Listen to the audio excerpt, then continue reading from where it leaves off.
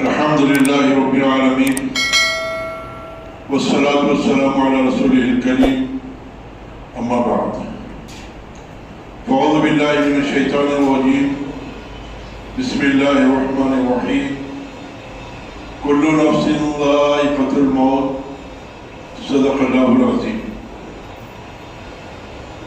میرے عزیز اور دوستو، اللہ جل شانہ والا نے دنیا کے نظام کو اعتدال کے ساتھ میں چلایا ہے. اس دنیا میں انسانوں کے آنے کا سلسلہ بھی جاری ہے، جانے کا سلسلہ بھی جاری ہے. جانے والوں کا سلسلہ ختم ہو جائے، صرف آنے والوں کا سلسلہ جاری رہے تو دنیا میں انسانوں کے رہنے کے لیے جگہ نہ ملے، اور آنے والے انسانوں کا سلسلہ ختم ہو جائے اور جانے والے سلسلہ اگر باقی رہے تو پھر دنیا کے اندر انسان باقی نہ رہے. تو آنا بھی ضروری ہے، جانا بھی ضروری ہے. جانے والے جاتے رہیں گے، آنے والے آتے رہیں گے. جانے والے جا کر آنے والوں کے لیے جگہ خالی کرتے رہیں گے، آنے والے بھی جاری رہیں گے، جانے والے بھی جاری رہیں گے. یہ دونوں نظام اللہ تبارک و تعالیٰ نے اپنی قدرت سے چلائے ہیں.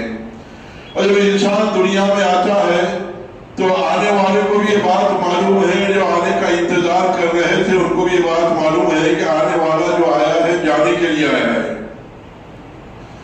ہر آنے والا گویا اس اعلان کے ساتھ میں آتا ہے، خاموش زبان اس بات کا اعلان کرتا ہے کہ میں اس دنیا میں آیا ہوں تو جانے کے لیے آیا ہوں. جیسے آتا ہے ویسے ایک نہ ایک دن چلا جاتا ہے. کوئی طاقت، کوئی قانون اس آدمی کو اس دنیا سے جانے سے نہیں روک سکتا. تو گویا ہر آدمی کو دنیا میں جو آیا ہے وہ دنیا سے چلا جائے گا. اور یہ ایک ایسی حقیقت ہے کہ دنیا میں ہر چیز میں اختلاف ہو سکتا ہے، ہر کام میں، ہر بات میں، ہر حکم میں اختلاف ہو سکتا ہے. لیکن یہ ایک بات ایسی ہے جس پر ساری دنیا کے لوگ متفق ہیں، اس میں کسی کا اختلاف نہیں کہ جو آیا ہے دنیا سے بہرحال جائے گا. اس میں کسی کا کوئی اختلاف نہیں ہے، چاہے وہ ایمان والے ہوں یا بے ایمان ہو یا خدائی کا دعویٰ کرنے والے ہوں یا کوئی اور ہو. سارے انسانوں کا اس بات پر اتفاق ہے کہ جو آیا ہے چلا جائے گا. اب جانے کے بعد کیا ہوگا اس کے اندر اختلاف ہے. اور ایمان والے آئے ہیں تو جائیں گے ضرور، لیکن ختم نہیں ہو جائیں گے. جیسے تلنگانہ سے مہاراشٹر میں آپ داخل ہونا چاہے تو درمیان میں پنگنگا ہے. یہ پنگنگا ایک برج ہے جو تلنگانہ سے مہاراشٹر میں جانے کا ذریعہ ہے. ایسے انسان اس دنیا میں آیا ہے، دنیا سے برزخ میں جانے کے لیے ایک برج ہے جس کو موت کہتے ہیں. یہاں سے مہاراشٹر میں جانے کے لیے پنگنگا کا برج، ایسے دنیا سے برزخ میں جانے کے لیے انسانوں کے لیے موت کا برج. اور موت کے بارے میں اللہ نے بڑی عجیب بات فرمائی، کلو نفس ذائقۃ الموت، کہ ہر نفس کو موت کا مزہ چکھنا ہے.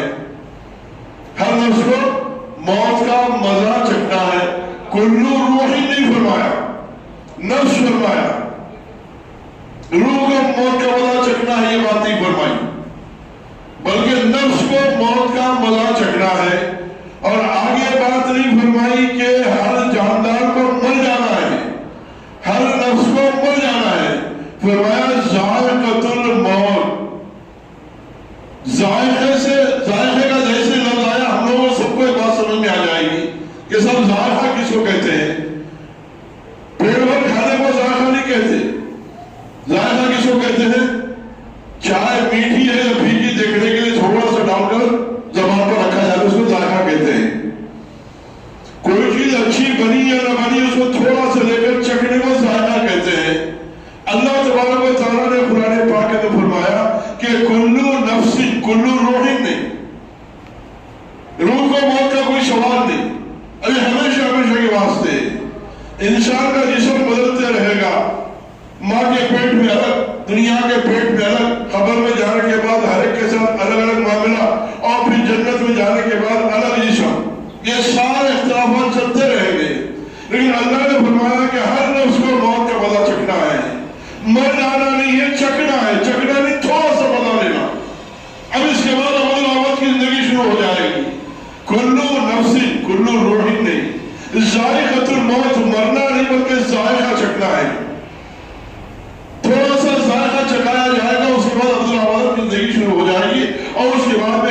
کتاب سارا معاملہ. تو گویا دنیا میں انسان آیا ہے تو بہرحال مرے گا، اس پر جانا پڑے گا.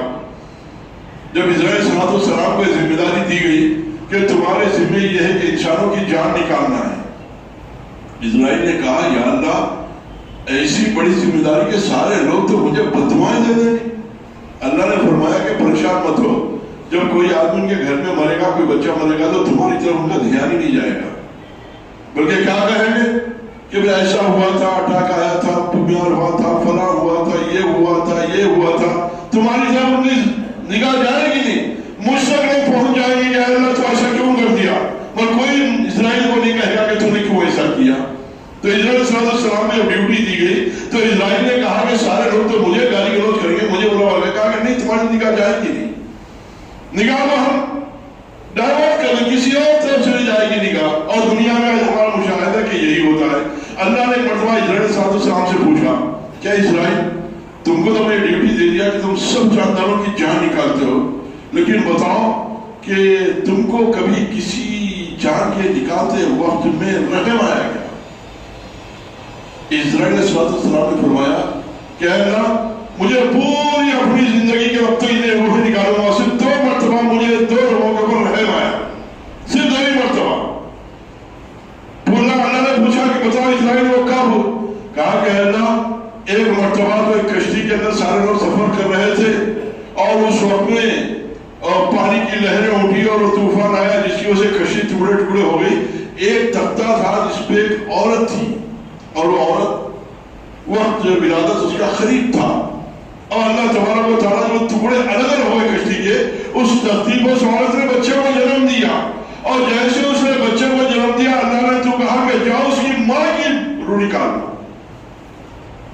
کہا کہ کشتی ٹوٹ گئی، یہ سمندر اور یہ پانی کی لہریں اور اس میں ابھی یہ بچہ پیدا ہوا اور اللہ کا یہ حکم ہو رہا ہے کہ اس کی روح کو نکال دو، اس بچے کا کیا ہوگا؟ مجھے بہت رحم آیا ہے، اللہ اگر تیرا حکم نہیں ہوتا تو میں اس پر رحم کر دیتا، میں اس کی جان نہیں نکالتا تھا، لیکن تیرا حکم تھا، حکم کے علاوہ کوئی چارے کار نہیں. کہا کہ میں نے اس کی روح کو نکال لیا کہ ایک تختے پر ماں اور بیٹا اور اس وقت میں بچہ پیدا ہوا اور اسی وقت میں ماں کی تو نے روح نکالنے کا حکم دیا اور میں نے نکال لیا. اس وقت مجھے بڑا رحم آیا لیکن تیرا حکم تھا اس لیے میں نے کر دیا. کہا کہ اچھا اسرائیل دوسری مرتبہ کب آیا؟ کہا کہ اللہ دوسری مرتبہ مجھے رحم اس وقت میں آیا کہ دنیا میں تیرا ایک باغی تھا جس کا نام شداد تھا. شداد تھا، اس نے جنت بنائی تھی، بہت بڑا شہر آباد کیا. جنت میں جو جو نعمتیں تو نے رکھی ہے جن کو سنا تھا وہ تمام چیزیں اپنے شہر کے اندر، اس محل کے اندر، اس گاؤں کے اندر ساری چیزیں. اور جب ساری جنت تیار ہو گئی تو پھر وہ سواری پر بیٹھ کر پہنچا کہ چلو میں اپنے شہر کا بھی نظارہ کروں گا جس کو میں نے جنت نما بنایا ہے، جہاں پر شہد کی نہریں، دودھ کی نہریں اور محلات اور بڑے بڑے ساری چیزیں. جب وہ پہنچا ابھی وہ اپنے بنائے ہوئے اس محل میں اور شہر میں داخل ہونے بھی نہیں پایا تھا کہ اللہ تو نے حکم دیا کہ جاؤ ہمارے زبانی کی جان نکال لو. تو اس وقت بھی مجھے ترس آیا کہ اتنی محنتوں سے اتنا پیسہ خرچ کے سونا چاندی کے محلات اس نے بنائے، اے اللہ تیرا بھی کیا نظام ہے؟ ایک بار نظر بھر کے دیکھنے کی اس اجازت نہیں دے رہا، بس اس کا قدم ہے تو نے نکالنے کا حکم دیا، میں نے نکال دیا. اس وقت مجھے رحم آیا، بس ان 2 ہی لوگوں پر مجھے رحم آیا. اللہ نے فرمایا اے اسرائیل تم نے 2 انسانوں پر رحم نہیں کھایا، تم نے 2 انسانوں پر رحم نہیں کھایا، ایک ہی انسان پر 2 مرتبہ تم نے رحم کھایا. تم جانتے ہو کہ شداد کون تھا؟ شداد وہی تھا جس نے جنت بنائی تھی دنیا میں، یہ کوئی اور نہیں، وہی بچہ تھا جس کی جان، جس کی ماں کی جان نکالتے ہو تمہیں رحم آیا تھا. جب تم ماں کی جان نکال رہے تھے اسے تمہیں رحم آیا تھا کہ اس بچے کا کیا ہوگا. لیکن اللہ کا نظام، اللہ تبارک و تعالیٰ نے اس شداد کو اتنی بڑی دولت نصیب فرمائی کہ دنیا میں سونے چاندی کے محلات اس نے تعمیر کر دیے. مفسرین نے لکھا ہے کہ یہ شداد اتنا مالدار کیسے بنا؟ جب پالنے والوں نے لے کر اس کو پال لیا اور اس کے مساحت اور پالنے کے تعلق سے شریعت کے اندر، یعنی ہمارے پاس گود لینے کا بھی ایک رواج ہے شریعت اسلامیہ کے اندر، یہ کوئی اچھا کام نہیں ہے، اجازت ہے کسی کو اولاد نہیں ہو تو دینا چاہیے. یتیم و یسیر کو پالنے کے فضائل آپ کو حدیث کے اندر مل جائیں گے، لیکن اس کی فضیلت شاید ہی کہیں مل جائے، میرے علم میں تو نہیں ہے. تو وہ گود لینا ضرورت کے اوپر ہے، لیکن شریعت کے اندر اس کے اندر جو پابندیاں لگائی ہے وہ بہت زیادہ ضروری ہے، جس کا استحصال ہمارے معاشرے کے اندر ہوتا ہے. آپ کے پاس بچہ نہیں ہے، اپنے بھائی کا بہن کا کسی کا بچہ گود لے لیا، تو آپ پر سب سے پہلی ذمہ داری یہ ہے کہ گناہ کبیرہ کا کام نہ کرے، حرام کام نہ کرے. گناہ کبیرہ کا کام یہ ہے کہ اس کے باپ کی نام کی جگہ اپنا نام یا کسی اور کے نام لگائے. یہ گناہ کبیرہ ہے. آدھار کارڈ میں، پاسپورٹ میں، فلاں میں، برتھ سرٹیفکیٹ اس میں اصل باپ کے نام کی جگہ اپنا نام یا کسی اور کا نام لکھنا یہ گناہ کبیرہ ہے، حرام ہے شریعت میں. اگر گود لے رہے ہیں ایک اعتبار سے تو یہ صحیح نہیں ہے، لیکن گنجائش رکھی گئی ہے، تو گود آپ نے بچے کو لے لیا تو آپ کی ذمہ داری ہے کہ اس کا جو اصلی باپ ہے اس کا نام ہی برقرار رکھا جائے. نام اگر بدلا جاتا ہے تو گناہ کبیرہ ہے، اس کی بالکل اجازت نہیں ہے. اور دوسری بات کہ جس بچے کو آپ نے گود میں لیا ہے اس بچے کو اپنی پراپرٹی میں سے جو کچھ دینا ہو زندگی میں دے دو، لیکن آپ کے بعد آپ کی وراثت اس کا کوئی حق نہیں، وہ اصل ماں باپ کا حقدار رہے گا، اسی میں سے وراثت میں حصہ ملے گی. اور تیسری بات کہ رضاعت کے جو مسائل ہوتے ہیں نام کے بدلنے کی وجہ سے اگر بعد میں رشتے ہو جائیں تو حرام اور حلال کا سوال آ جاتا ہے، اس لیے نام کے بدلنے کی بالکل اجازت نہیں. اور چوتھی بات کہ اگر آپ کسی کو گود لے رہے ہیں تو شرعی اعتبار سے اس کی بلوغیت کے بعد میں لڑکی ہوگی تو اپنے باپ سے پردہ کرے گی، لڑکا ہوگا تو اپنی ماں سے پردہ کرے گا، کیونکہ اصلی حقیقی ماں نہیں ہے. شریعت کے احکام ہے، جتنا اس کے اندر اونچ نیچ ہوتی رہے گی اتنے گنہگار رہیں گے. اب لڑکی کو آپ نے گود لیا تو اب اپنا جو باپ ہے جس کو باپ کے کہہ رہے ہیں اسے بلوغیت کے بعد میں پردہ ضروری ہو جاتا ہے. اور لڑکے کو آپ نے گود لیا تو جس ماں نے اس کو پالا ہے وہ ماں سے پردہ اس کے لیے ضروری ہو جاتا ہے. ہاں اس کا ایک شریعت کے ایک راستہ شریعت نے حل نکالا ہے، اور وہ حل یہ ہے کہ 2 سال کی عمر سے پہلے کسی کو آپ گود لے لیں تو آپ کے پاس اولاد نہیں ہے تو لینے والی عورت اپنی کسی بہن کا دودھ اسے پلا دے، یا لینے والا باپ اپنی بہن سے اس کا دودھ پلا دے تو رضائی ماں ہو جاتے ہیں، رضائی ماں، خالہ، ماموں، تو رضائی رشتہ قائم ہو جاتا ہے. تو اس کی وجہ سے جو بعد میں شریعت کے احکامات نافذ ہونے والے وہ احکامات نافذ نہیں ہوتے. تو اس لیے 2 سال اور رضاعت کی جو عمر ہے 2 سال ہی، 2 سال کے بعد دودھ پلائے تو رضاعت کے مسائل اس پر نافذ نہیں ہوتے، اس کی تفصیلات الگ ہیں. تو گویا اگر گود لیا جا رہا ہے تو لڑکا یا لڑکی اس کا نام، اس کے باپ کا نام کسی قیمت میں تبدیل نہ کیا جائے، حتیٰ کہ ہمارے پاس ریسکیو ہوم ہوتا ہے، لاوارث بچے ہوتے ہیں. فقہائے کرام نے یہاں تک فرمایا کہ وہاں سے بھی آپ کوئی بچہ نہیں لے، باپ کا نام معلوم نہیں ہوتا. تو شریعت نے اس بات کی اجازت دی کہ آپ اپنا نام وہاں پر لکھیں. کوشش کرو کہ وہاں پر اس کا باپ نہیں ہے اس لیے نام نہ لکھو، لیکن لکھنا ضروری ہو جائے تو عبداللہ وغیرہ کا نام نہیں دو گے، اللہ کا بندہ ہے، اللہ کی بندی، اس طرح سے. لیکن اپنا نام لکھنے کی اجازت نہیں ہے. تو گود لینے کے معاملے کے اندر یہ 3-4 باتوں کی رعایت بہت زیادہ ضروری ہے. ہمارے معاشرے کے اندر رواج جو ہے گود لے لیا جاتا ہے، لیکن ان چیزوں کی رعایت بالکل نہیں کی جاتی. اس میں پردے کے مسائل آنے سے ہمیں چھٹکارا مل جائے تو 2 سال کی عمر سے پہلے اپنی بہن یا پھر بیوی کی بہن سے دودھ پلا دیا جاتے اور رضاعت کے احکامات آ جاتے ہیں، جس کی وجہ سے پردے کے مسائل کا معاملہ حل ہو جاتا ہے. تو اگر گود لینا ہے تو نام کے بدلنے کی بالکل اجازت نہیں، اس کے باپ ہی کا نام رہے گا.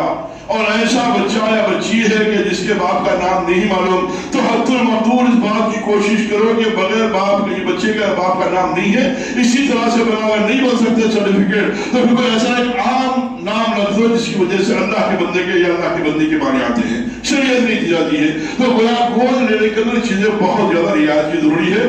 بعد میں عرض کر رہا تھا یہ بات آ گئی کہ گویا اس وقت میں شداد جب اسرائیل علیہ السلام نے اس کو روح کو نکالا تو رحم آیا تھا، تو اللہ نے فرمایا کہ 2 مرتبہ بھی تو ایک ہی ہے. اچھا وہ پھر بڑا بنا کیسے؟